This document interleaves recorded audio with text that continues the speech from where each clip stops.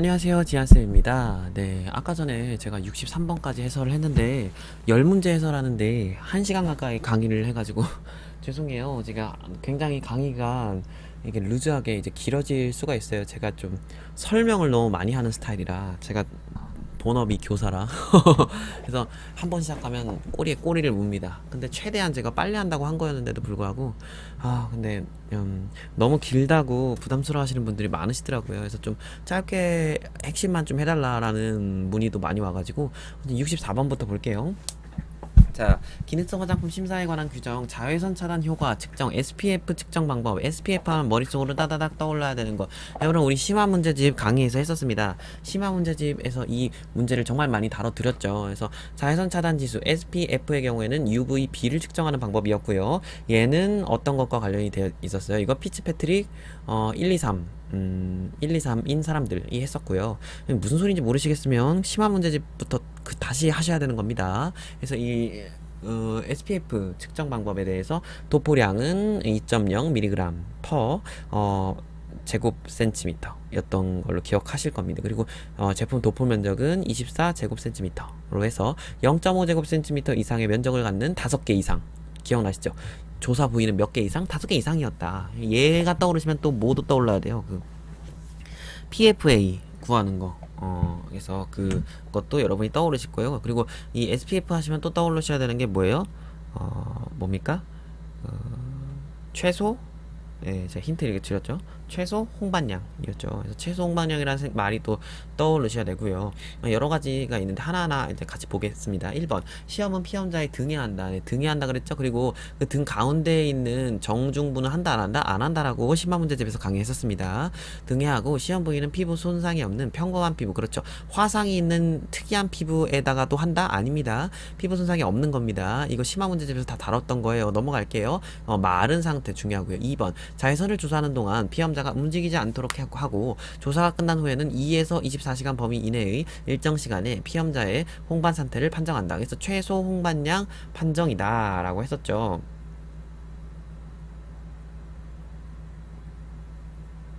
이, 적절한 설명은 지금 적절한 설명 이거 대충 읽었는데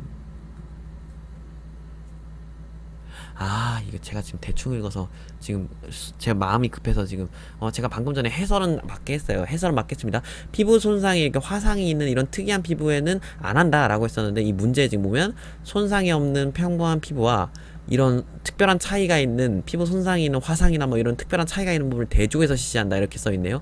제가 마음이 급해서 급하게 읽었네요. 아니죠. 해설은 아까 전에 한 해설은 맞습니다. 과도한 이게 피부 손상이 있는 그런 곳은 안 합니다. 그래서 그냥 평범한 피부에다가만 합니다. 2번 자외선을 조사하는 동안 어쩐지 좀 이상하다. 이걸 읽는데 갑자기 뭔 소리지 했어요. 자외선을 조사하는 동안 피험자가 움직이지 않도록 하면서요. 조사가 끝난 후에 2에서 24시간이라 뭡니까? 16에서 24시간 범위죠. 왜냐면 최소 홍반량, 최소 홍반 최소 홍반량은 의 숫자는 뭐예요? 16에서 24시간이었죠. 이런 걸 여러분이 아셔야 돼요. SPF랑 이거는 다른 거죠. 이거는 PFA랑 관련된 거고요. 최소 홍반량은 어떤 숫자랑 관련되어 있다? 16에서 24라는 숫자. 2에서 24는 뭐랑 관련 있어요? PFA랑 관련된 얘기잖아요. UVA. 그래서 얘는 UVB이기 때문에 이건 1번 틀렸고 3번 제품의 무도포 및 도포 부위의 최소 홍반량 측정을 위해서 손가락에 비닐 재질의 커버를 씌운다가 아니라요. 손가락에 고무 재질의 골무를 끼운다라고 되어 있습니다. 그리고 4번 광원선 정시 태양광과 유사한 연속적인 방사 스펙트럼을 갖고 여기까지 맞아요. 근데 자외선을 측정하고자 하는 측정 피크를 나타내는 제논 아크 램프라고 했는데 특정 피크를 나타내면 안 됩니다. 그래서 특정 피크를 나타내는 게 아니라요. 특정 피크를 나타내지 않는. 그리고 중요한 거 뭡니까? 290 나노미터 이하의 파장은 제거한다라는 거 중요합니다. 이거 5번 숫자 외우세요. 5번 제품 시험 시 도포량은 2.0 mg per 제곱 센티미터라고 하고 제품 도포 면적 0.5 이건 5가지 맞죠 이거 아까 전에 제가 말씀드린 거 이 부분도 그대로 외워주세요. 조사 부위는 5가지 이상 5개 이상 보통 6군데 하더라고요. 등에 하나 둘 셋 넷 다섯 여섯 근데 그러니까 어쨌든 최소 5개 이상이다 라는 거 아셔야 되고요. 그리고 도포량은 2.0 mg per 제곱 센티미터다 라는 건 너무 중요합니다. 왜냐면 얘는 어떠한 자외선 차단제든 다 똑같아요. 그래서 2.0입니다. 그리고 제품 도표 면적은 24 제곱 센티미터 이상으로 한다. 그리고 0.5 제곱 센티미터 이상의 면적을 갖는 5개 이상의 조사 부위다라는 거. 이 부분은 핵심이니까요. 꼭 외워두시고요. 그리고 여기까지도 같이 꼭 봐주세요. 자, SPF는 소수점 이하는 버리고 정수로만 표기를 한다라는 거 너무 중요합니다. 65번 보도록 하겠습니다. 맞춤형 화장품 판매업자 미정씨는 유통화장품 안전관리 기준에 따라 맞춤형 화장품에 대한 비의도적 유래 성분 검사 중요합니다. 그런데 납, 비소, 니켈, 안티몬, 카드뮴 이 5가지 중금속을 공통적으로 시험할 수 있는 방법은 꼭 외워두세요.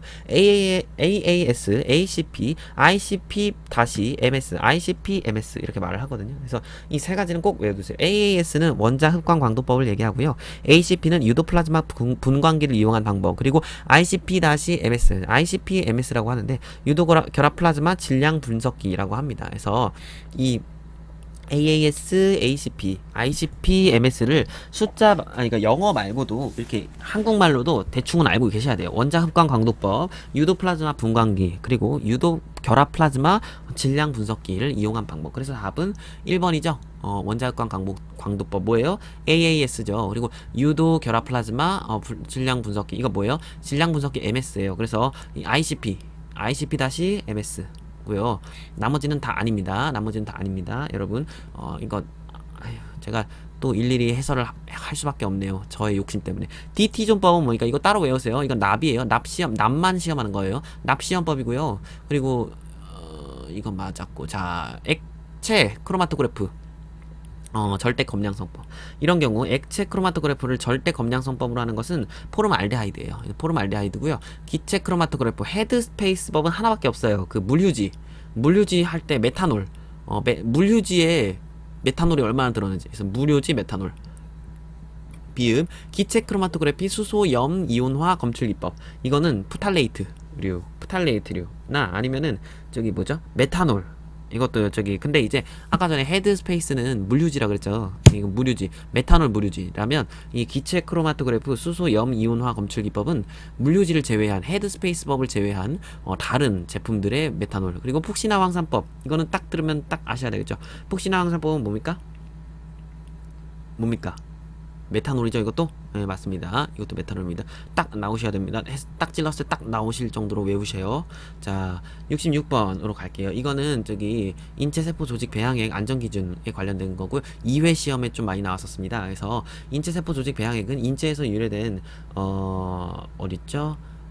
배양된 세포와 이런 말 틀렸어요. 왜냐면 배양된 세포와 조직 및 나무맥이 아니라 배양된 세포와 조직을 제거한 액을 말을 해요. 그래서 인체 줄기세포가 들어있어요. 이렇게 하면은 그러니까 허위 광고가 되는 거고, 인체 줄기세포 배양액이 들어있어요 라고 해야 된다라는 거죠. 그래서 인체세포 조직 배양액은 세포와 조직을 제거하는 걸 얘기를 합니다. 그래서 이거 기억 틀렸고요. 니은 공여자는 인체 T림프 영양성 바이러스, 이거 제가 다 심화 문제집을 해드렸죠. 파보바이러스 B19 사이토 메가로바이러스, 그리고 앱스타인바 바이러스 감염증으로 진단받지 않아야 됩니다. 맞습니다. 그래서 이 니은 맞고요. 배양시설은 청정 등급 1 뭐였습니까? 이거 B죠. 클래스만 이라고 했잖아요. 1B 의약품 등급이에요. 이거 1B입니다. 그래서 제가 심화 문제집 때 1B만 외우라고 했어요. 그래서 D가 틀렸고, 리을 인체세포 배양액 조직 배양액의 품질 확보를 위해서 무균시험, 마이코플라즈마 부정시험, 외래성 바이러스 부정시험 등을 포함한 인체세포 조직 배양액 품질 관리 기준서를 작성하고 이에 따라 품질 검사를 해야 된다. 맞습니다. 이거 심화 문제집에서 했었습니다. 미음 윈도우 피리어드는 이거 뭐였어요? 맨 처음 감염됐을 때 잠복기라고 했죠. 그래서 세균, 진균, 바이러스하고 항원, 항체, 유전자를 검출할 수 없는 기간, 감염이 맨 처음 됐을 때입니다. 그래서 감염 직전이 아니에요. 감염 직전이라는 건 애시당초 검출이 안 되겠죠. 당연히 감염이 안 되는데 어떻게 검출이 되겠어요. 그래서 감염 최초, 그러니까 감염 초반, 직전이 아니라 감염 초반, 초기 이렇게 해야 되죠. 미음은 틀렸습니다. 따라서 답은 3번입니다.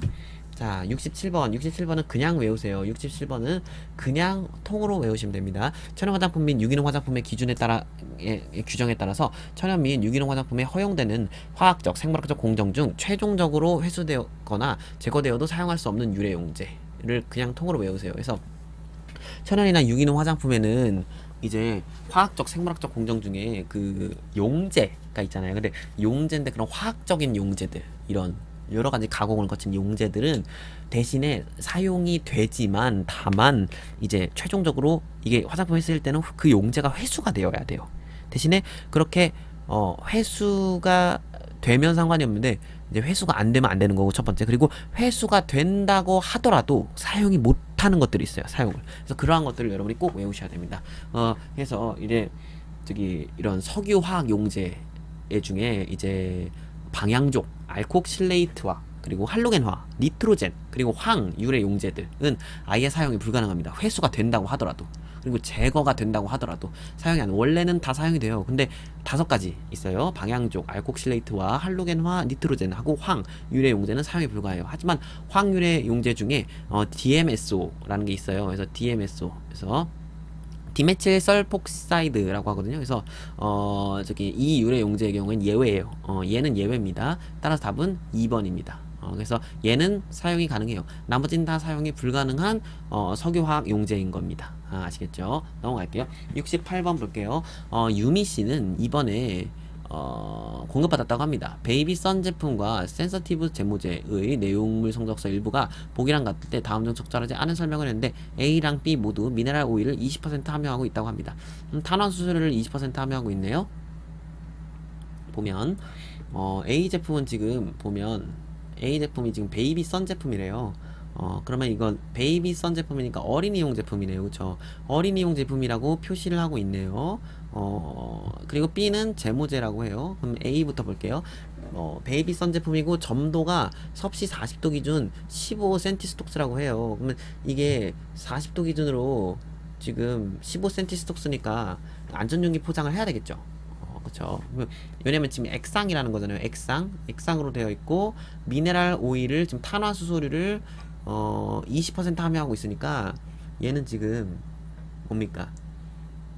이 친구는 지금 안전용기 포장을 해야 되는 친구인 거죠. 이 친구는.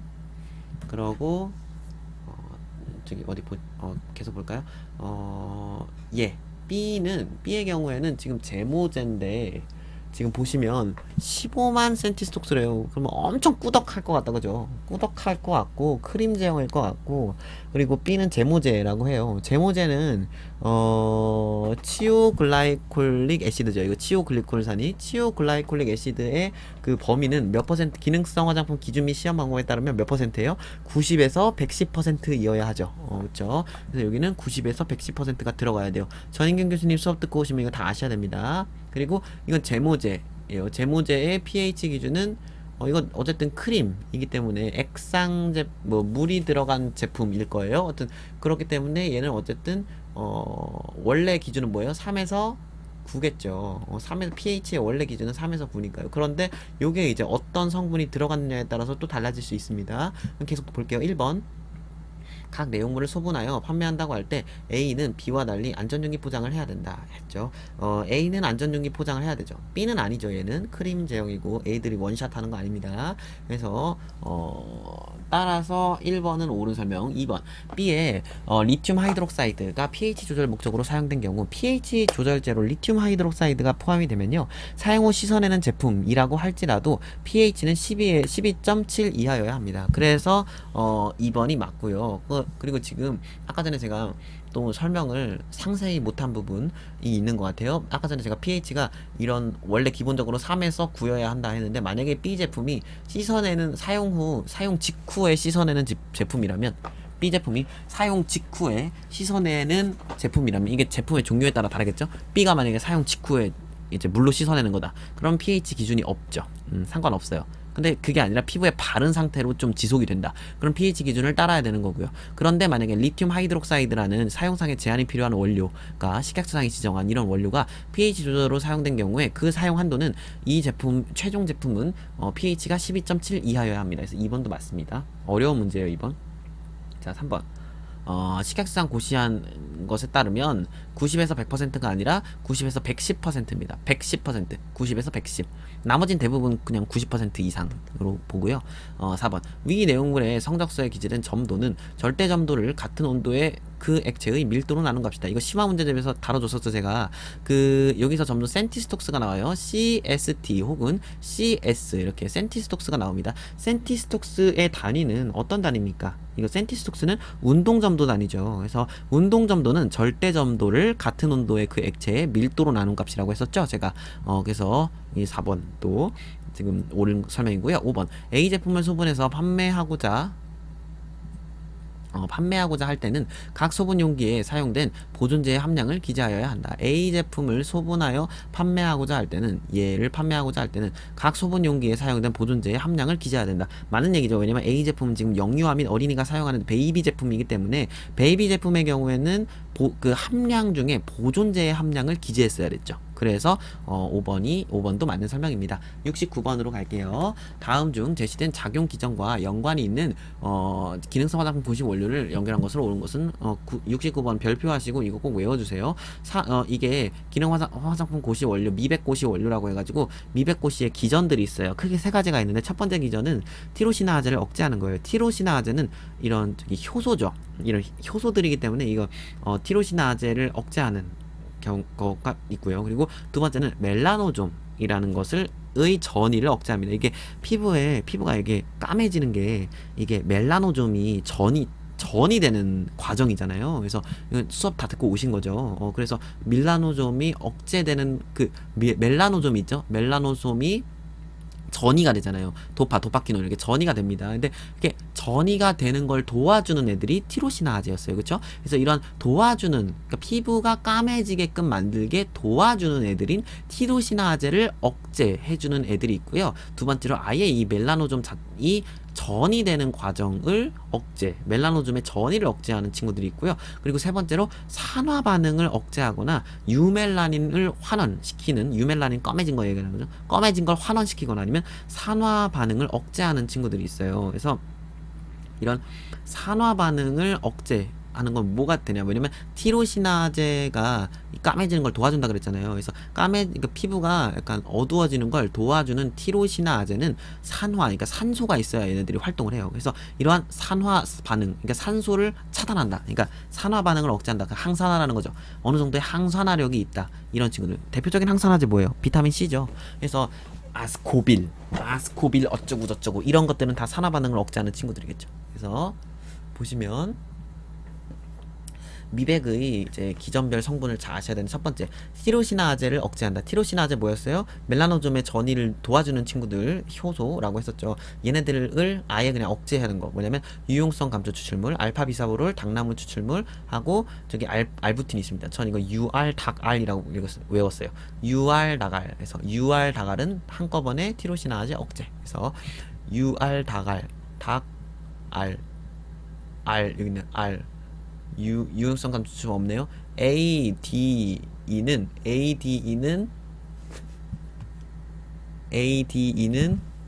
A하고 D하고 E는 뭡니까? 티로시나아제 억제. 디귿. ADE는 디귿.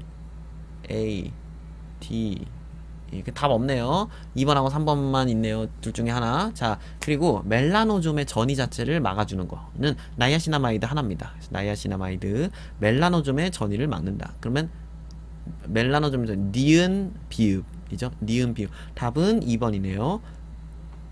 산화 반응을 억제한다. 그러면 아스코빌, 에틸 아스코빌 에텔, 아스코빌 글루코사이드, 아스코빌 테트라이소 팔미테이트, 마그네슘 아스코빌 포스페이트 이런 친구들 있죠. 답 2번이고요. 넘어갈게요. 70번 보기는 맞춤 화장품 판매업소를 찾은 단골 고객 A랑 조제관리사 B의 대화이다. 옳은 것은 했는데 지금 볼게요. 기억 페트롤라툼이 들어간 내용물 말고 어떠세요? 페트롤라툼은 아이들에게 사용할 수 없는 성분 아닙니다. 아이들 페트롤라툼 엄청 많이 쓰죠. 아이들 바세린 씁니다. 이런 거 없어요. 1번 틀렸고 2번 볼게요. 니은 이 내용물에는 보존제 성분이 들어있지 않았다 했는데 지금 여기 보시면 살리실릭 애시드 있죠? 이거 보존제죠. 보존제 0.5% 보존제입니다. 그리고 디귿 이 내용물은 화장품 책임 판매업자가 기능성 화장품으로 심사받은 제품으로 살리실릭 애시드가 함유되어 있죠 했는데 이 제품은 지금 보면 어디 보죠? 이 제품 지금 대용량 크림이 필요하다. 보습을 하려고 지금 크림을 사는데 지금 살리실릭 애시드가 들어갔죠? 이거 지금 살리실릭 애시드가 들어간 이거는 보습 크림이 되는 건데, 기능성 화장품은 뭡니까? 살리실릭 애시드랑 관련되어 있는 기능성 화장품 뭡니까? 인체 세정용 제품에만 한해요. 그래서 거기에만 제한이 있는 거예요. 그래서 이건 크림이기 때문에 기능성 화장품으로 심사 받을 수가 없는 거죠, 애시당초. 그래서 이거는 디그는 말이 인체 세정용 제품에만 하나니까 안 되고, 리을 이 제품엔 타르색소가 포함. 타르색소 무슨 색 몇 호 이런 것들 보시면 황색 201호 있네요.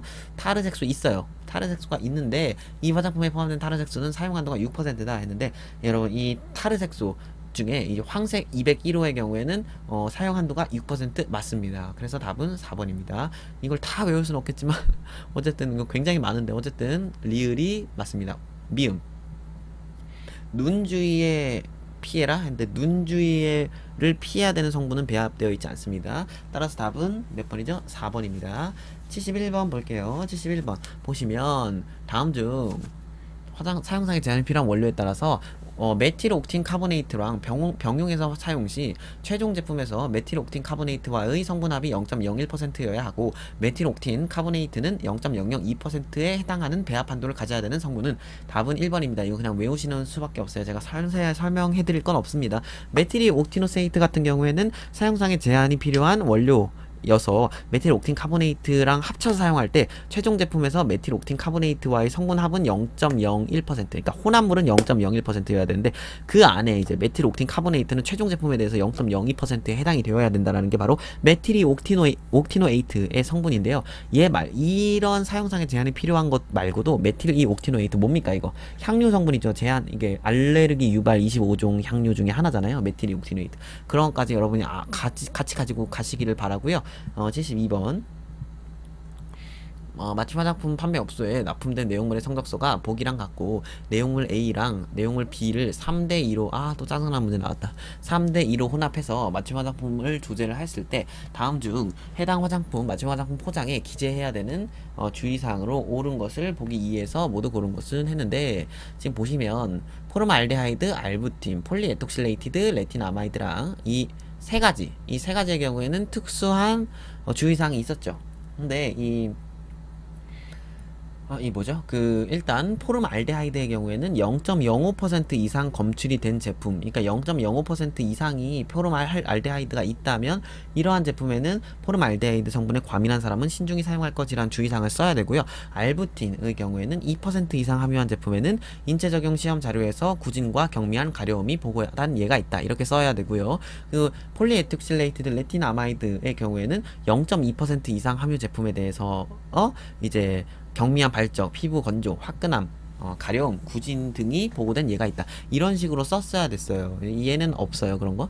여튼 그런데 그래서 이제 여러분이 이제 함량을 계산을 해야 되는 거죠. 포름알데하이드가 0.05% 이상 검출이 됐는지, 알부틴이 2% 이상인 건지, 폴리에톡실레이티드 레틴아마이드가 최종 제품에 대해서 0.2%죠. 얘는 0.2% 이상이 함유가 되어 있는지, 이를 여러분이 계산을 해야 돼요. 그래서 만약에 얘가 들어있지만 이게 최종 제품에 대해서 0.2% 미만으로 있다, 이 친구가 0.2% 미만으로 존재한다, 그러면 얘랑 관련된 주의사항은 적을 필요가 없는 거죠. 그래서 지금 여기에는 포장에 기재해야 되는 주의사항을 고르라고 했으니까 그런 퍼센트를 여러분이 다 계산을 하셔야 됩니다. 그래서 이 퍼센트를 저랑 같이 한번 계산을 해볼까요? 지금 보시면 이 친구는 지금 0.05%가 검출됐죠. 그러면 총 50g 중에, 그러면 0.05를 50으로 나눈 다음에 100을 곱하면, 얘 지금 포름알데하이드는 A 내용물에 대해서 0.1% 지금 포함이 되어 있어요. 0.1%, 그쵸? 알부틴도 계산을 해볼까요? 알부틴은 1500mg인데 1500mg은 1.5g이죠? 그래서 비교를 할 거면 얘랑 비교를 해서 계산할 거면 단위를 똑같이 맞춰둬야 돼요. 그래서 1.5g이기 때문에 1.5g을 50으로 나눈 다음에 100을 곱하면 3%. 지금 보시면 이 친구 0.1% 있고요. 이 친구 3% 있습니다. 근데 이 퍼센트는요, A 내용물에 대해서 0.1%랑 3%인 거예요. 최종 내용물에 대해서가 아니라. 왜냐면 A 내용 50g. B 내용물 볼게요. B 내용물은 지금 0.3이니까 0.3을 0.3을 50으로 나눈 다음에 100을 곱하면 0.6이고요. 얘는 30%네요. 그쵸? 자, 이렇게 제가 지금 계산을 다 해놨습니다. 계산을 했을 때, 이거 지금 퍼센트의 퍼센트 계산이죠. 지금 보시면, 3대 2로 혼합해, A 내용물 3, 얘를 2로 혼합을 했다라는 거잖아요. 그럼 최종 내용물을 5로 쪼갰을 때, 셋, 넷, 다섯. 그러니까 최종 내용물이 예를 들어서 100ml다. 그러면 100 중에 지금 100 중에 이 3칸이니까, 여기 지금 뭡니까? A 내용물. 그리고 색깔 반대로 지금 여기 5분의 2 요 정도는 뭡니까? B 내용물이죠. 지금 A 내용물하고 B 내용물, 즉 퍼센트로 나타내면 얘는 A 내용물은 60%고요. B 내용물은 40%가 되네요. 그쵸? 왜냐면 전체 5분의 3이 A고 5분의 2가 B니까요. 그러면 지금 A 내용물은 60%, B 내용물은 40%로 합쳤다는 거죠. 퍼센트의 퍼센트 계산 어떻게 한다 그랬었죠? 퍼센트 앞에 숫자 곱한 다음에 0.01을 곱해준다 했죠? 그러면 포름알데하이드는 지금 0.1%가 있으니까 퍼센트의 퍼센트 계산 어떻게 한다? 6% 앞에 60 곱하기 0.1 곱하기 0.01 하면 최종 제품에서 포름알데하이드가 몇 퍼센트가 있는지를 계산을 할 수 있다라고 제가 말씀을 드린 거예요. 그쵸? 60 곱하기 0.1 곱하기 0.01이니까 0.06이죠. 포름알데하이드는 0.06%가 있네요. 그리고 알부틴 갈게요. 알부틴은 지금 A 내용물의 3%니까 3 곱하기 60 곱하기 0.1이죠. 3 곱하기 0.01이죠. 3 곱하기 60 곱하기 0.01 하면 1.8%, 알부틴의 경우 1.8%가 있고요. 폴리에톡실레이티드 레틴아마이드 0.6이라고 우리 계산했죠. 0.6인데 얘는 40%가 함유되어 있으니까 0.6 곱하기 40 곱하기 0.01 하면요 0.24입니다. 0.24%가 있고요. 티타늄 디옥사이드는 계산할 필요 없어요. 얘는 뭐 주의사항이 없으니까. 자, 그러면 보면 포름알데하이드는 0.06%, 알부틴은 1.8%, 그리고 폴리에톡실레이티드 레틴아마이드는 0.24%예요. 그렇죠? 그렇기 때문에 지금 보시면 일단 알부틴이 2%를 이상 함유해야 알부틴과 관련된 주의사항을 적었어요. 근데 알부틴이 최종 제품은 1.8%밖에 안 들어가기 때문에 알부틴과 관련된 주의사항은 적을 필요가 없어요. 니은 X 적을 필요가 없는 거죠. 꼭 필요한 것만 적는다고 했으니까. 그리고 포름알데하이드의 경우에는 0.05% 이상 검출하면 주의사항을 적는데 0.06이었죠. 그래서 포름알데하이드랑 관련된 주의사항 적어야 합니다. 그러고 폴리에톡실레이티드 레틴아마이드의 경우에는 0.24%가 최종 제품에 지금 나와요. 그러면 폴리에톡실레이티드 레틴아마이드는 최종 제품에 0.2% 이상만 함유되어 있으면 주의사항을 적었죠. 그래서 얘도 적어야 되고요. 그리고 다른 것도 뭘 적어야 되나 한번 볼까요? 다른 거 눈의 접촉을 피하고 눈과 관련된 거 없죠. 눈과 관련된 주의사항 뭐였어요? 벤잘코늄 클로라이드, 벤잘코늄 브로마이드, 벤잘코늄 사카레이트 뭐 이런 거, 아니면은 뭐였죠? 또 실버 나이트레이트인가요? 막 이런 식으로 있었는데 여튼 이거 없고, 과산화수소 화합 뭐 이런 거 없고요. 그런 얘기 없으니까. 그리고 이제 만 3세 이하 뭐 기저귀 닿는 부분 없어요. 이거 파라벤과 관련된 그런 것들이었죠. 부틸파라벤, 이소부틸파라벤 뭐 그런 것들. 그리고 영유아및 어린이는 사용하지 말 것, 그런 뭐 IPVC나 아니면은 살리실게시드랑 관련된 얘기 없습니다. 따라서 답은 디귿 리을이니까 2번이네요. 예, 좋습니다. 이 기저귀 관련된 거 뭐였어요? 부틸파라벤, 프로필파라벤, 이소부틸파라벤, 이소프로필파라벤, 이렇게 네 가지였죠. 꼭 알아두세요. 자, 73번 보겠습니다. 다음 중 현행법에 의거해서 문제가 없는 말 또는 행동을 한 사람은 했는데 납품받은 화장품 내용물의 사용기한이 지났으나 합리적이고 과학적인 재평가 과정을 통해서 새로운 사용기한을 부여해 사용한 맞춤 화장품 조제관리사 안 되죠. 맞춤형 화장품 판매업자나 맞춤형 화장품 조제관리사든 어쨌든 맞춤형 화장품과 관련된 사람들은 화장품 내용물의 사용기한이 지나면 무조건 폐기해요. 이렇게 재평가 과정을 통해서 새로운 사용기간을 새로운 이 보관 기한을 부여할 수 있는 건 화장품 제조업자입니다. 예, 맞춤 화장품 조제관리사 아닙니다. 이렇게 할 수 있는 거는 여튼 맞춤 화장품은 아니에요. 자, 2번 고객이 방문할 것을 미리 알고 혼합해서 했다 안 됩니다. 고객의 소비자의 선호도나 기호를 묻지 않고 맞춤 화장품을 미리 혼합해서 조제하는 건 불법입니다. 약국에서 맞춤 화장품 판매업 영업 신고해서 막 약국에서 했다 괜찮아요. 대신에 약국에서 하는 것은 뭐 법적으로 안 된다 이런 건 없어요. 대신에 이제 이 화장품을 약처럼 팔면 안 되겠죠. 그것만 조심하면 돼요. 그리고 혼합 소분실을 따로 말을 해야 될 거예요. 4번 조제관리사 자격증 없이 고객에게 염색약을 판매하기 위해서 연모제를 소분한 미용사. 그래서 고객 문제 이거 안 되죠. 절대 안 되죠. 지금 고객에게 염색 서비스를 제공하기 위해서 미용사가 자격증 없이 했다. 그럼 괜찮아요. 그럼 대한민국 이게 만약에 안 된다면 대한민국에 있는 모든 미용사들 다 맡아줘 따야죠. 그런데 그 염색 서비스가 아니라 염색약을 판매를 하기 위해서 지금 연모제를 소분을 했대요. 조제관리사 자격 없어요. 이거 안 되죠. 왜냐면 염색약을 판매를 하려면 일단 그 화장품을 판매를 하는 거니까 여기 지금 소분하는 걸 판매하는 거니까 맞춤 화장품 판매업소로 신고가 되어 있어야 되겠죠.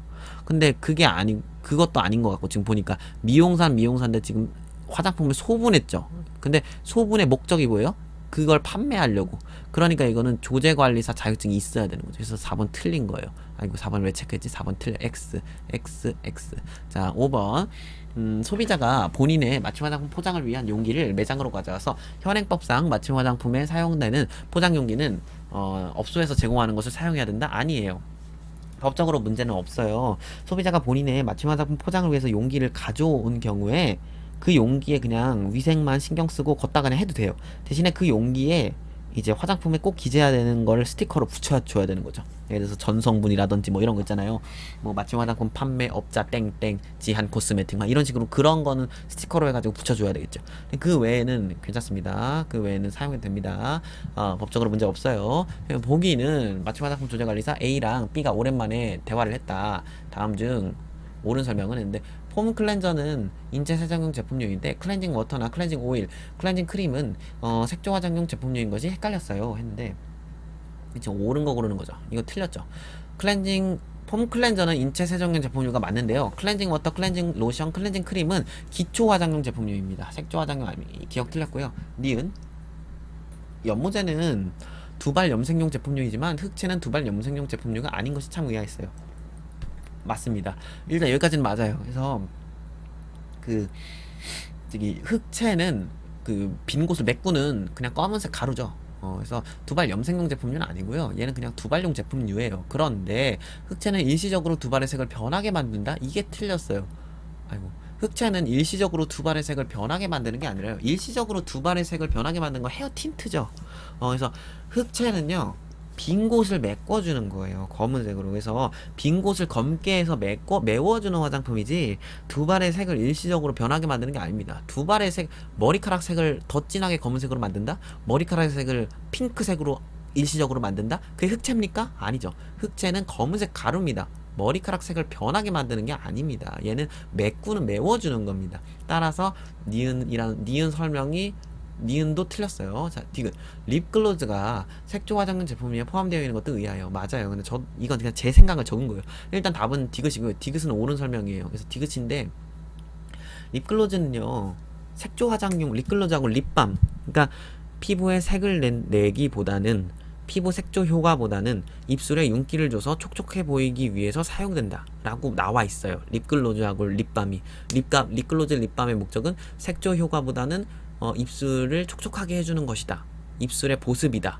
라고 이렇게 명시가 되어 있음에도 불구하고 립글로즈가요, 여러분, 색조 화장품 제품류에 포함되어 있어요. 그래서 좀 이상하지 않나요? 근데 어쨌든 법이 그러니까 뭐. 그래서 답은 디귿입니다. 그래서 디귿 것이 답입니다. 이 디귿은 오라예요. 어쨌든 옳은 설명이에요. 자, 리을 마취 화장품 조제관리사는 두발 염색용 제품을 제외한 모든 화장품 유형이 아니라 두발 염색용 제품류를 포함한 모든 화장품 유형 가능합니다. 인체 세정용 제품류 중 액체 비누 및 고체 화장 비누는 마화조가 소분해서 맞춤 화장품으로 조제할 수 있나 했는데 안 된다 했는데 반은 맞고 반은 틀린 얘기죠. 비누를 단순 소분하는 행위는 맞춤 화장품 범위에 포함되지 않는다. 무슨 비누? 여기 무슨 비누? 고체 비누. 고체 화장 비누. 고체 화장 비누. 고체 비누예요, 그냥. 고체 비누를 단순 소분하는 행위는 맞춤 화장품의 범위에 포함되지 않는다는 맞아요. 근데 액체 비누는 그런 얘기가 없습니다. 즉, 액체 비누를 단순 소분하는 행위도 맞춤 화장품 범위에 포함이 된다는 거죠. 액체 비누에 대한 얘기는 없으니까, 법적으로 제한이 없으니까. 다만 고체 비누는 단순 소분하는 행위는 맞춤 화장품 범위에 포함되지 않습니다. 따라서 옳은 거 고르라고 했으니까 답은 옳은 건 디귿밖에 없죠. 따라서 3번입니다. 75번 갈게요. 폐업을 하기 위해 지금 토코라는 분께서 지금 폐업을 한다고 합니다. 저는 현재 울산에서 맞춤 화장품을 운영을 하고 있다. 그랬는데 지금 폐업 신고를 도와달라고 하는 거거든요. 그래서 폐업은 휴업을 신고한 적이 있는데 폐업 역시 휴업 신고와 같은 곳에서 신고한다고 들었어요. 예, 맞습니다. 예, 폐업은요. 폐업하고 휴업, 그리고 휴업 후에 그 업을 재개하는 경우에는 이제 신고를 해야 되는데요. 지방식약청에 가서 이제 신고를 합니다. 따라서 1번 옳은 설명이고요. 다 똑같은 곳에서 그 해당 관할 지방식약청에 가서 신고를 하는 거고요. 2번 울산에서 맞춤 화장품 판매업을 영위하고 계시니 이제 울산에서 하고 있대요. 울산업소. 그래서 울산에서 하고 있으니 부산지방식약청에서 폐업 신고를 해야 하는데 이제 울산에서 하는데 부산에서 하라고? 아, 답은 2번이구나. 틀린 거 고르라고 했으니까 이렇게 함정입니다. 왜냐면 대한민국에 지방식약청이 많지 않아요. 그중에 이제 부산지방식약청은요. 부울경, 그러니까 부산, 울산하고 경남을 아우릅니다. 그래서 부산지방식품의약품안전청은 울산도 해요. 부산지방식품의약품안전청이 관할하는 지역이 굉장히 넓어요. 광주지방식품의약품안전청은 더 넓어요. 전라도랑 제주도까지 하거든요. 광주지방식품의약품안전청. 그래서 광주지방식품의약품안전청은 분소를 4개를 둔다나 그렇게 알고 있어요, 저는. 여튼 그래서 이제 2번 옳은 설명입니다. 자, 3번 폐업 신고는 변경 사유 발생 시 맞춤 화장품 판매업 변경 신고 기한과는 다르므로 꼭 잘 알아보세요. 했어요. 폐업 신고는요 20일 안에 해야 되고요. 맞춤 화장품 판매업 변경 신고 기한은요 이거 30일이죠. 그래서 다르니까 꼭 잘 알아보고 해야 되겠죠. 기한 내에 폐업 신고를 안 하시면 과태료 50만 원입니다. 4번 폐업을 하기 위해서는 폐업 신고서를 지방식약청에 제출한 후 폐업 신고서를 관할 세무서에 제출해야 돼요. 이거 틀린 거 고르는 거죠. 답은 4번입니다. 그 폐업 신고서를 지방식약청에 제출한 다음에요. 2번 하는 게 아니라 한 곳에만 하면 돼요. 그래서 폐업 신고서는요. 지방식약청에 하든 아니면 관할 세무서에 제출을 하든 한 곳에만 제출하면 됩니다. 왜냐면 이제 예를 들어서 지방식약청이 받았다. 그러면 지방식약청은 그것을 세무서에 송부를 해요. 그리고 아니면 세무서에 제출을 했다. 그럼 세무서는 그것을 지방식약청에 또 송부를 해요. 서로 이 청하고 서들이 서로 이렇게 주고받는 거지 우리가 막 각각 낼 필요 없습니다. 법적으로 정해져 있는 겁니다. 폐업 신고 역시 휴업하거나 휴업 후 재개 신고랑 그 절차가 같아요. 휴업이나 휴업 후 업 재개 신고 절차를 알아보시는 거 어떨까요? 1번하고 똑같은 설명이죠? 76번 볼게요. 포장재 종류로 적절한 것을 했는데 강도가 낮아서 단단하지는 않지만 신축성이 있는 소재다. 수분을 견디거나 보온력이 좋다. 반투명하고 광택성. 이건 그냥 외우시는 것밖에 없어요. 이건 해설지에 제가 실어놨으니까 해설지에 있는 표를 달달 외우세요. 이런 건 어쩔 수 없습니다. 내외부 응경이 걸린 상태에서 알코올, 계면화학제제나 접촉 시 균열이 발생할 수 있다. 튜브, 마개, 패킹에 주로 사용된다. 강도가 낮다. 강도가 낮다라는 말 자체가 지금 밀도가 낮다. LDPE를 말을 하는 거예요. 하지만 신축성이 있다. 이런 얘기 자체가 지금 반투명하고 광택성이 있다. 이건 저밀도 폴리에틸렌. 답은 1번입니다. 77번 볼게요. 다음 중 마스카라, 아이라이너 또는 내용물 일부가 쉽게 휘발되는 제품에 적용하는 화장품의 용기시험법은 뭐겠습니까? 내용물 감량 시험이죠. 왜냐면 내용물이 휘발이 되니까 없어지니까. 그래서 없어질 수 쉽게 휘발이 되니까 내용물 일부가 쉽게 휘발이 되면 내용물이 감량됐는지에 대해 시험을 해야 돼. 내용물이 적어졌는지에 대해서 시험을 해야 되겠죠? 답은 3번이고요. 나머지 것들은 이것도 그냥 단순 암기예요. 여러분이 꼭 외우셔야 돼요. 제가 해설지에 대한화장품협회에서 가져온 거를 정리해서 올려놨습니다. 해설지 꼭 보세요. 78번 볼게요. 다음 중 화장품 검정에 따라서 화장품의 표시 광고에도 문제가 없는 것을 골라라 했는데, 이것은 땡땡 아토피 협회 인증 화장품입니다. 이런 거 하면 안 돼요. 이거는 불법 광고입니다. 그래서 이제 특정인이나 기관의 지정, 공인 관련돼서 이건 불법입니다. 그래서 어디 협회 인증 화장품, 이건 좀 불법이에요. 이게 그 기관이 이제 광고를 해도 되는 기관이 있고 안 되는 기관이 있는데, 이런 아토피 협회 인증이다 이런 말은 안 됩니다. 화장품법 제13조 제1항 4호랑 관련된 불법이어서 기억은 이런 광고하면 안 되고요. 2번 무스테로이드 화장품입니다. 스테로이드를 사용하지 않았습니다. 이랬는데 이거는 안 됩니다. 이런 광고도 하면 안 돼요. 화장품의 범위를 벗어나는 광고라고 보고 있어요. 그래서 이게 무슨 뜻이냐, 배합 금지 원료, 그러니까 어떠한 화장품이든 스테로이드는 넣으면 안 돼요. 모든 화장품은 스테로이드를 넣으면 안 돼요. 그런데 마치 자기 화장품만 스테로이드를 안 넣은 것처럼 지금 광고를 하고 있죠. 아니면 이 화장품은 무성면 화장품입니다. 이 화장품은 무납 화장품입니다. 이 화장품은 또 뭐가 있을까요? 이 화장품은 무니코틴 화장품입니다. 이런 얘기는 너무 웃기죠. 당연히 안 들어가야 되는 걸 무라고 하면 안 돼요. 대신에 이제 이런 건 가능하죠. 이 화장품은 뭐라고 했을까요? 무 미네랄 오일 화장품입니다. 무 파라벤 제품입니다. 이런 건 괜찮아요. 왜냐면 파라벤 미네랄 오일은 원래 화장품에 들어갈 수도 있는 원료이기 때문에 그거는 들어갈 수 있는 거지만 안 넣었다라는 얘기구나. 대신에 그렇게 광고를 하려면 관련 증명 자료를 많이 제출을 해야 돼요. 원료 이제 제품 표준서랑 제품 공정 관련된 문서뿐만 아니라 최종 제품에 그러한 미네랄 오일이나 파라벤이 안 들어갔다는 그런 자료, 그러니까 벌써 서류만 2-3개가 넘죠. 그런 것들을 이제 제출을 해야 됩니다. 근데 얘는 아니라는 거죠. 스테로이드는 원래 들어가면 안 되는 원료이기 때문에 이런 거에 대해서 광고하면 이건 과대 광고, 이런 건 화장품 범위를 벗어난 광고라고 봅니다. 식약처에서는. 디귿 인체 유래 줄기세포 화장품으로 피부를 관리해보세요. 이런 말 쓰면 안 됩니다. 줄기세포 화장품?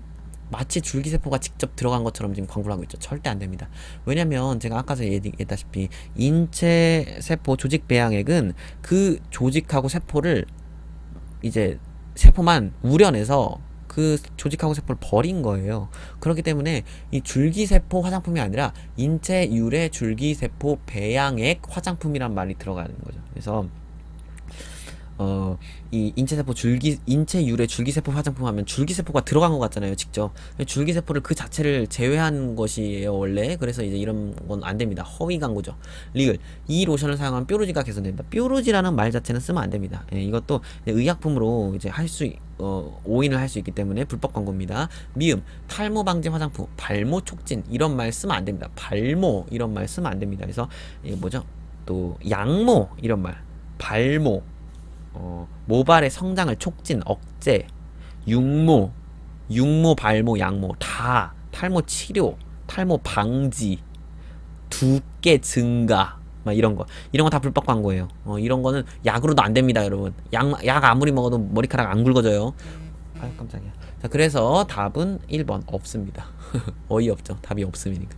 자, 79번 볼게요. 다음 중 이것도 여러분 가이드에 다 나와요. 이거 오버헤드 스터러라는 건데요. 아지믹서나 프로펠러 믹서, 분산기라고도 하고요. 봉 끝에 회전 날개가 있어가지고 아지믹서 윙해서 이거 저기 들어가는, 그러니까 그 분산할 때, 점증제 물에 분산할 때 막 쓰잖아요. 그래서 윙 해가지고 이렇게 합니다. 예, 그래서 이건 오버헤드 스터러예요. 답은 1번입니다. 넘어갈게요. 나머지는 다 맞춤 화장품 조제관리사 교수학습 가이드에 나와 있습니다. 꼭 확인을 하세요. 자, 80번 볼게요. 마지막이네요. 어떤 화장품 찾으시나요? 주름 개선과 미백 기능성 화장품을 찾는다 했더니, 저는 미백과 주름 개선 기능성 고시 원료 둘 다 지용성 성분들이었으면 좋겠다 했네요.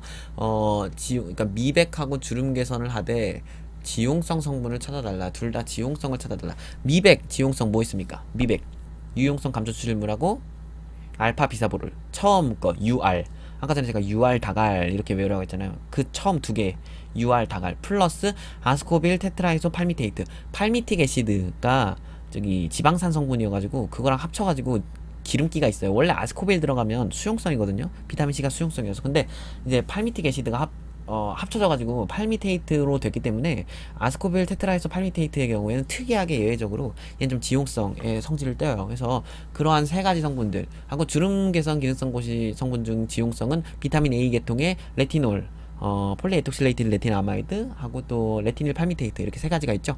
그런 걸 찾으시면 돼요. 감초 추출물은 애시당초 기능성 고시 원료가 아니죠. 유용성 감초 추출물이 기능성 원료고요. 그래서 얘는 틀렸고요. 알파비사브롤은 이 지용성 맞고요. 폴리에톡실레이티드 레틴아마이드 지용성 맞아. 일단 지용성 맞는 것만 표시를 해볼게요.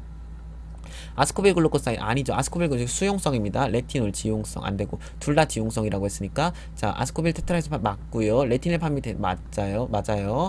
둘 다 지용성이에요. 알부틴 수용성, 아데노신 수용성입니다. 2번 아니면 4번이에요 답은. 근데 이 퍼센트를 봐야 되겠네요. 이 기능성 고시 성분 함량이 적절히 연결이 됐냐고 해야 되는데 알파비사브롤은 몇 퍼센트입니까? 딱 하면 이제 딱 나오셔야죠. 0.5%죠. 그래서 0.05라고 했으니까 틀렸어요. 0.05%는 뭐냐면 유용성 감소 추출물이죠. 유용성 감소 추출물이 비싸서 0.05로 했는지 모르겠어요. 하여튼 유용성 감소 추출물은 0.05%입니다. 비쌉니다 이거. 근데 알파비사브로는 0.05가 아니라 0.5예요. 그래서 2번 틀렸고요. 답은 4번이에요. 아스코빌 테트라이소 팔미테이트는 2%가 맞습니다. 2%고요. 레티닐 팔미테이트의 경우에는 만 인터내셔널 유닛 퍼 그램 맞습니다. 만 인터내셔널 유닛 퍼 그램 네, 맞습니다. 그래서 답은 4번입니다. 그래서 4번이라는 거. 자, 우리 이거 다 했었죠? 다 하고 89번부터 보면 되죠? 89번부터 볼게요. 89번부터 빨리 볼게요. 제가 너무 빨리 말을 해가지고 목이 조금 아픈 것 같아요. 네, 여러분들 해설 또 빨리 해드려야 되니까 시험이 얼마 안 남았으니까 제가 열심히 할게요. 자 여기 보시면 기능성 화장품에 대한 효과 측정의 시행 과정이라고 합니다. 효과 측정을 위해서 보기의 과정을 거치는 기능성 화장품이 무엇인가? 20분간 입수, 20분간 물 밖에 20분 입수, 물 밖에 20분 입수, 물 밖에 나가시고 20분 입수, 15분 건조. 이거 제가 거기서 다 설명해 드렸죠. 어디죠? 심화 문제집 문제 이거 훈련 문제 많죠. 그래서 뭐예요? 20분 입수 20분 나와시고 20분 입수 나와시고 이거는 이 정도까지만 하면 내수성 자외선 차단되죠. 그런데 20분 입수 쉬고 입수 쉬고 입수 쉬고 입수 쉬고 그러니까 입수를 4번 했다. 입수 2번 20분 입수 2번 했다. 내수성 자외선 차단제. 입수 4번 했다. 지속 내수성 자외선 차단제. 지속 내수성 적으시면 되고요. 90번 넘어갈게요.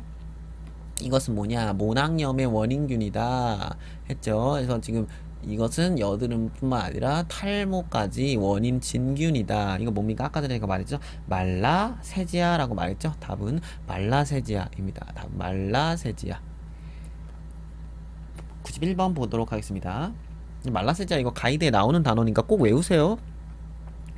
91번은 이것은 생체 내의 산화 환원 반응에 중요한 항산화 물질, 여러분 항산화만 머릿속으로 지금 여러 가지 영양제들이 떠올리셔야 됩니다. 항산화, 비타민 C, 비타민 E뿐만 아니라 굉장히 다양한 글루타치온도 있고 또 뭐가 있죠?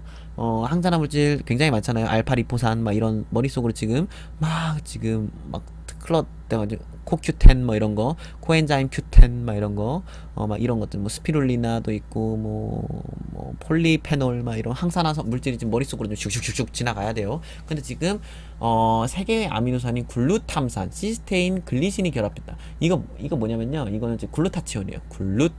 글루타치온입니다. 세 가지가 해서 결합된 폴리펩타이드 구조로 볼까요? 여기도 좀 중요한 힌트네요. 분자내 티올기를 포함한 환원성, 티올기를 포함하는데요. 이게 이제 글루타치온, 환원성 글루타치온은 항산화 효과로 멜라닌 합성을 억제하고 유멜라닌 대신 페오멜라닌을 합성해서 미백 작용을 한다. 그래서 이거 미백 플러스 항산화. 뭐냐면 이거는 글루타치온입니다. 그래서 답은 글루타치온. 92번 볼게요. 이거 사실 이 밑에 이거 안 쓰려고 했는데 그냥 썼어요, 여러분. 92번. 이거 보시면 이거는 이 시험법은 무엇인가? 이 시험법과 관련된 것은 여러분이 이거 다 외우셔야 되죠. 그래서 이거 염화 발륨법입니다. 답은 염화 발륨입니다. 그래서 이게 시험 방법이 이제 두 가지가 있죠. 그래서 에탄올법하고 염화 발륨법이 있잖아요. 그래서 이 두 가지 중에 염화 발륨법은 연성 칼륨 비누, 칼륨이 들어가면 좀 무르다 그랬죠. 그래서 연성 칼륨 비누나 나트륨하고 칼륨하고 칼륨을 합친 비누. 이거 심화 문제집에서 엄청 많이 다뤘습니다. 그래서 심화 문제집에서 이거 포인트까지 무슨 색깔이고 이런 것까지 녹색인다. 그래서 무슨 색깔 산성을 띠기 때문에 무슨 색이 된다. 뭐 이런 것까지 제가 설명 다 해드렸으니까 심화 문제집을 꼭 참고해 주시면 좋겠습니다. 염화 발윤법입니다. 심화 문제집까지 확인할 여력이 안 되신다 그러면 염화 발윤법하고 에탄올법 두 가지는 꼭 외우세요. 그 에탄올법은 뭐였습니까? 에탄올법은 저기 나트륨 비누였죠? 약간 딱딱한 비누, 고체 비누. 93번 볼게요. 93번.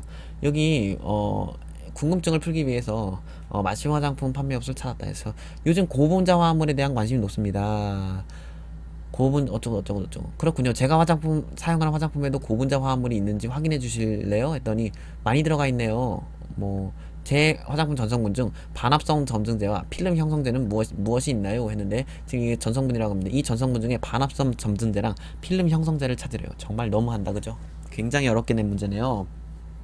일단 고분자 화합물은요, 그 분자량이 보통 만 이상인 거대한 화합물을 말해요. 그래서 보통 수용성이고요. 이게 오염이 돼요. 그러니까 세균이 번식을 합니다. 근데 이제 고분자 화합물 넣으면 이제 약간 뭐라 하죠? 찐득해져요. 약간 점도를 좀 줍니다. 그래서 그 뭐죠? 그 스킨 같은데 잔탄 것 많이 넣으면 세럼 되고 막 이러거든요. 그러니까 이런 걸 넣으면 약간 점도가 있어져요.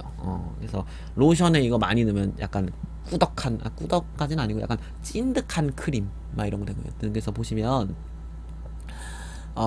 일단 그 여기서 지금 점증제랑 필름 형성제에 대해서 피막 형성제, 필름이 똑같아요. 반짝반짝거리는 거. 그래서 이 두 가지에 대해서 일단 아셔야 될 것 같은데 점증제라는 건 화장품의 점도를 증가시키는 것들 얘기해요. 카보머, 구아검, 아라비아검, 카라기난, 전분, 메틸셀룰로스, 카르복시셀룰로스, 카르복시 비닐 폴리머 이런 것들 아까 전에 카본머가 뭐 똑같은 얘기지만 그래서 그런 것들이 점증제예요. 근데 점증제도 종류가 여러 가지가 있어요. 천연 점증제가 있고요. 그러니까 천연 점증제는 보통 무슨 검 이렇게 끝나요. 그래서 구화검, 잔탄검, 아라비아검, 로커스트빈검 이런 거, 카라기난, 전분, 텍스트란 이런 게 이제 천연 점증제고요. 그리고 반합성 점증제는 어쩌고 저쩌고 셀룰로스 보통 이런 말을 써요. 어쩌고 저쩌고 메틸셀룰로스, 에틸셀룰로스, 카르복시 메틸셀룰로스 이런 식으로 반합성은 셀룰로스라는 말을 많이 씁니다. 근데 헷갈리시면 안 되는데 셀룰로스가 들어가는 것 중에 좀 이거 이따가 뒤에 설명할게요. 여튼 보통 어쩌고 저쩌고 셀룰로스는 뭐다? 반합성 점증제다. 그리고 합성 점증제는 이제 하나만 외워두세요. 카르복시 비닐 폴리머 카보머라고 합니다. 줄여서. 그래서 가운데 비닐이 들어갔죠. 비닐. 그래서 카르복시 비닐 폴리머, 카복시 비닐 폴리머, 이런 것도 얘는 이제 합성 점증제구나 이렇게 아시면 됩니다. 그래서 방금 제가 말한 것 중에 반합성 점증제 뭐 있죠 여기? 카복시 메틸셀룰로스 있죠. 이런 것도 반합성입니다. 그래서 카복시 메틸솔루로스 이거고요. 그리고 필름 형성제 같은 경우에는 필름이다 보니까 겉에 피막 형성돼서 반짝반짝반짝해요. 그래서 비닐이라고 외워주세요. 그래서 비닐이라는 말이 들어가면 거의 필름 형성제예요. 비닐, 폴리비닐 알코올, 폴리비닐 피롤리돈, 하고 나이트로셀룰로스 이런 것들이 있는데요. 일단 좀 예외가 한 가지씩 있어요. 비닐이 들어가면 90%는 필름 형성제인데 그래서 겉에 비닐을 싸서 반짝반짝하다 이렇게 그냥 생각해 주세요. 근데 이제 비닐이 들어갔는데 피막 형성제가 아니라 점증제에 속하는 합성 점증제가 있었죠. 카복시 비닐 폴리머 이런 거는 좀 예외적으로 따로 외워두시고요. 그리고 나이트로셀룰로스도 필름 형성제거든요. 근데 셀룰로스는 보통 반합성 점증제라고 했잖아요. 그런데 이 경우에는 필름 형성제, 나이트로셀룰로스의 경우에는 필름 형성제로 본다. 이렇게 그냥 따로 외워주시면 좋겠어요. 따로 외워야 할 게 두 개가 있네요. 그쵸? 그래서 답은 여기 피막 형성제, 필름 형성제 뭐가 있어요? 나이트로셀룰로스 있죠. 그래서 답은 카복시 메틸솔룰로스랑 나이트로셀룰로스입니다. 94번 볼게요. 이건 그대로 외우시는 문제죠? 그래서 이거 칸이 왜 이렇게 작냐? 그대로 외우시는 문제죠. 그래서 혼합 소분 전에 혼합 소분에 사용되는 내용물 또는 원료에 대한 뭐를 확인할 것, 이거 그대로 외우세요. 이런 거 많이 나옵니다 시험에. 품질 성적서를 확인해야 되겠죠. 그리고 담을 용기의 오염 여부를 확인해야 되겠고요. 그리고 오염이 없도록 세척이 되어야겠죠. 그래서 품질 성적서랑 오염입니다. 이런 건 다 이제 기본입니다. 기본. 이런 건 다 맞추셔야 돼요. 일부러 10점 드렸어요. 앞에서 너무 많이 틀리셨을까봐. 자, 95번 넘어가도록 하겠습니다. 95번. 이거 또 꼭 외우세요. 이거 헷갈립니다. 그런데 이렇게 선, 그물망, 줄로 충분한 간격을 두는 거. 이런 건 구분이죠. 그래서, 여러분 책상 위에 이제 동그라미 종이 3개랑 세모 종이 3개가 있었어요. 자, 여러분들 이 책상 위에 있는 동그라미 3개랑 세모 3개를 모양에 따라서 구분해 보세요. 이런 말을 쓰죠. 그래서, 그럼 여러분은 한쪽에 동그라미를 놓고 다른 쪽에는 세모를 넣을 거예요. 그게 구분. 근데 이거는 구획이죠. 동일 건물 내에서 벽 칸막이 에어 커튼으로 아예 그냥 벽을 쳐버리는 것. 이건 구획입니다. 구분, 구획. 벽 칸막이 에어 커튼으로 하는 것. 그래서 이거는 구획입니다. 근데 여러분들 그 책상 위에 여러분 동그라미하고 세모가 있는데 이걸 여러분 동그라미랑 세모를 구분해 보세요라고 하지 이거를 구획해 보세요 이런 말 안 씁니다. 일생상에서 그런 말 안 쓰죠. 그렇게 외우세요. 구분하면 한쪽으로 이렇게 몰아넣는 것이라고 생각을 하시고 약간 이렇게 선이나 그물망 같은 걸 그러니까 대충 이렇게 분류해 놓는 것. 이게 바로 뭐다? 구분이다. 구분하세요 하면 이렇게 하는 거죠. 근데 일상생활 속에서 구획하세요 하지 않죠. 여러분 책상 위에 다양한 종이가 있는데 모양별로 구획해 보세요. 그럼 애들이 뭔 소리 하는 거야 저 선생님 이러겠죠. 구획이라는 것은 일상생활에서 잘 안 쓰고요. 동일 건물 내 벽 칸막이 아예 그냥 막아버리는 거 구획이라고 하고요. 이것보다도 더 높은 단계가 있습니다. 이거 이제 구분, 구획하고 또 분리라고 있어요. 분리는 아예 그냥 벽으로 치는 거예요. 그래서 옆방, 그래서 벽, 시멘트 벽, 뭐 어떤 벽은 다양한 벽이 있겠지만 여튼 벽으로 아예 치는 거예요. 이것보다 1단계, 2단계, 이 2단계보다 더 약간 센 분리의 방법, 분리가 있다라는 거. 구분, 구획 있다. 여튼 비교해 주시고요. 96번 볼게요. 이것도 여러분 외우셔야 되겠죠. 맞춤 화장품 및 내용량이 몇 밀리미터 이하 또는 몇 밀리미터 이하인 몇 그램 이하인 제품의 용기 또는 포장이나 견모품, 시공품에 대해서는 바코드 표시를 생략할 수 있다. 바코드 표시 생략 기준 뭐예요? 15입니다. 15mm입니다. 15. 그래서 15mm 내용량 15mm인 화장품은 바코드 시로 15 시로 저는 그게 이런 거 플러스 나머지 엄청난 암기 비법을 제가 또 화장품 그 백과사전에 실어놨습니다. 자, 97번 볼게요. 이거는 뭐냐면요. 답은 안전력입니다. 그래서 화학적 위해 요소에 대한 위해성의 지수를 이런 걸 뭐라고 한다? 안전역이라고 합니다. 안전역. 그래서 위해 지수라고 말을 하고요. 안전역이라고도 합니다. 그래서 안전역 LD50, ED50 막 이런 식으로 해요. 그래서 물질의 약물의 안전성, 화장품 안전성 판정하는 기준. 그냥 이건 외우세요. 그냥 안전역이라는 게 있다. 그래서 안전계수라고도 한다. 그래서 안전을 평가할 때 쓰는 그런 것이다. 이 정도까지만 알아두세요. 너무 깊게하지 마시고.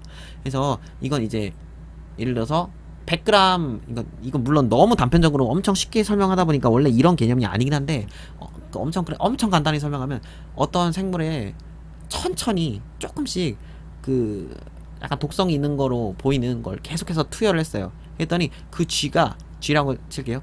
그거를 100ml를 마셨어요. G가 한 방울씩 떨어뜨렸는데 그게 이제 이 정도 해도 안 죽네, 이 정도 해도 안 죽네 하다가 이제 나중에 결국은 한 99까지 가다가 이제 100까지 했는데 100ml에서 G가 죽었어요. 그러면 그 100ml의 절반인 50ml, 그래서 50ml가 이제 LD50 해가지고 이제 50% 치사량 막 이런 식으로 정하는 건데, 근데 이게 물론 이렇게 단편적으로 정하지도 않고 제가 말한 이런 개념이 좀 방금 좀 오류도 많고 틀린, 물론 100ml 이렇게 정확히 이렇게 되지도 않고 틀린 개념이에요. 제가 방금 설명한 건 예시가 적절하지는 않는데 그래도 쉽게 설명해 드리려고 이렇게. 그래서 이제 뭐 반사치수량 뭐 치사량 뭐 그런 얘기도 쓰거든요. 그래서 어쨌든 LD50 이게 뭐 하여튼 대충 그냥 그런 얘기구나. 그래서 이게 클수록 안전성이 높아요. 그래서 그 안전력이 높으면 높을수록 안전성이 높은 거예요. 작으면 작을수록 독성. 왜냐면 작으면 적을수록 안전력이 작다는 것은 한 조금만 먹여도 죽었다는 뜻이니까. 예, 그런 뜻이거든요. 그래서 그렇게 그냥 어쨌든 안전력. 하여튼 제가 여러분들 이해하기 쉬우라고 아주 개략적으로 설명해 드린 겁니다. 원래는 그 안에 어마어마한 화학 작용들이 많아가지고 그걸로만 간단히 설명해 드릴 수 없지만, 자 98번 볼게요. 이 제품은 비타민 B7이다. 이건 뭘까요? 이건 뭐냐면 비오틴입니다. 비타민 B7은 비오틴입니다. 비타민 B1, 티아민 이거 다 옛날에 외우셨잖아요. 그죠? 비타민 B5, 판토텐산, 판테놀, 비타민 B5, 비타민 B7 뭡니까? 비오틴. 막 이렇게 뭐 다 외우셨죠? 이 정도는 다 외우셔야 됩니다. 자, 99번 볼게요. 이거 저기 심화 문제집에서 정말 많이 다뤄드렸어요. 이것도 실증 자료, 광고에 대한 실증해라. 이 광고가 진짜인지 허위인지 실증해. 시각수장 이렇게 실증해 했을 때 실증 자료는 이제 시험 결과 자료가 있죠. 그거 조사 결과 자료도 있고, 그쵸? 시험 결과 자료, 조사 결과 자료 이렇게 두 가지로 나눠지잖아요. 근데 그 중에서 시험 결과 자료는 세 가지 중에 하나예요. 인체 적용 시험 자료이거나 인체 외 시험 자료이거나 같은 수준 이상의 조사 자료이거나. 여기서 말하는 같은 수준 이상의 조사 자료는 무슨 그런 것들을 얘기하는 거죠. 학문, 학술지 막 이런 얘기를 하는 거고요. 여튼 이 여기에서 나오는 것은 인체 외 시험 자료, 인체 외라는 말이 들어가죠. 인체 외 시험이고요. 이거 하나하나 제가 다 아주 세밀하게 심화 문제집에서 다뤄드렸습니다. 자, 100번 볼게요. 다음 중 마취 화장품 조제관리사 A 밑줄 친 성분들에 해당하는 자외선 차단 성분을 보기 2에서 찾아서 쓰고 각각 최대 사용 한도를 더한 값을 써라. 사용상의 제한에서 최대 한도를 더한 값을 써라 했네요. 여기 보시면 자외선 차단제를 찾는다. 요즘은 무기자차가 유행이다. 근데 저는 화장이 잘 먹었으면 좋겠다. 그랬더니 무기자차는 건조해진다. 그러면 저는 무기자차가 아니어도 되나요? 네, 촉촉했으면 좋겠어요. 일단 여기서 첫 번째. 이 고객은 무기자차 성분을 찾는 게 아니구나. 무기자차 성분 두 가지 있죠? 티타늄 디옥사이드하고 징콕사이드. 이 두 개를 제외한 거네요. 어쨌든 이 두 개는 답이 아니겠네요. 그랬더니 환경에 나쁜 영향을 미치는 성분이 아니었으면 좋겠대요. 하나를 생각해도 환경을 생각하는 시대잖아요. 그래서 환경에 영향을 미치지 않는 거. 그랬더니 한때 자외선 차단제가 산호초를 파괴한다고 뉴스에서 난리 난 적이 있었다. 했더니 미국 하와이에서는 산호초를 지키기 위해서 이 성분들이 함유된 자외선 차단제는 아예 판매할 수가 없다. 뿐만 아니라 이러한 성분들은 바다로 해양되면 생물의 내분기 교란 가능성까지 있다. 그래서 지금 하와이에서 법으로 통과된 게 있는데요. 옥시벤존하고 옥티노세이트라는 성분들이에요. 근데 이 성분들이 굉장히 이름이 많아요. 그래서 이 두 성분은 아예 하와이로 수출이 안 됩니다. 그래서 옥시벤존은 다른 말로 벤조페논이라고 하고 벤조페논 다시 3이라고 하고요.